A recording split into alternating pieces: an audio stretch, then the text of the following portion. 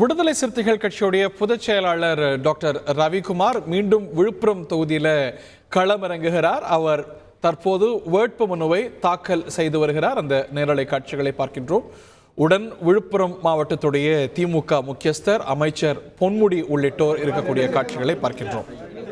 2019 தேர்தலில் இதே தொகுதியில் போட்டியிட்டு வென்று தற்போது நாடாளுமன்ற உறுப்பினராக இருப்பவர் டாக்டர் ரவிக்குமார் மீண்டும் அதே தொகுதியில் போட்டியிடுகிறார். இந்த முறை விசிக வேட்பாளராக அதனது சின்னத்தில் போட்டியிடுகிறார்.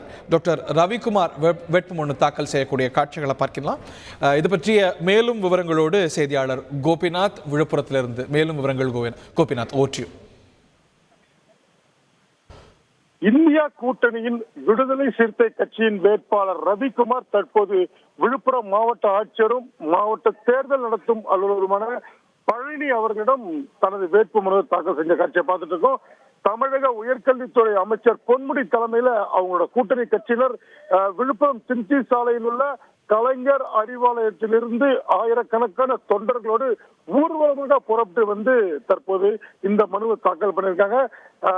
கண்டிப்பாக நாங்கள் ஜெயித்து விடுவோம், எங்களுக்கு எதிரியே கிடையாது, அதிமுக ஒரு கட்சியே அல்ல அப்படின்னு சொல்லி சற்று முன்னர் அமைச்சர் பொன்முடி பேட்டி கொடுத்தாரு.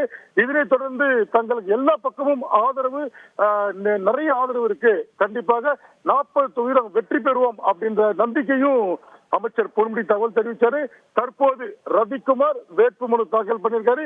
ஏற்கனவே விழுப்புரம் நாடாளுமன்ற தொகுதியோட எம்பியா இருக்க ரவிக்குமார் மீண்டும் தற்போது போட்டி போடுறாரு. அதற்கான அந்த காட்சியை நம்ம பார்த்துட்டு இருக்கோம்.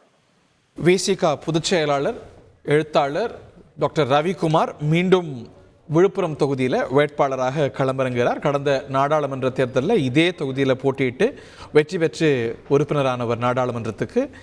டாக்டர் ரவிக்குமாருடைய வேட்புமனு தாக்கல் பார்க்கின்றோம். செய்திகளை உடனுக்குடன் தெரிந்து கொள்ள உடனே சப்ஸ்கிரைப் பண்ணுங்க.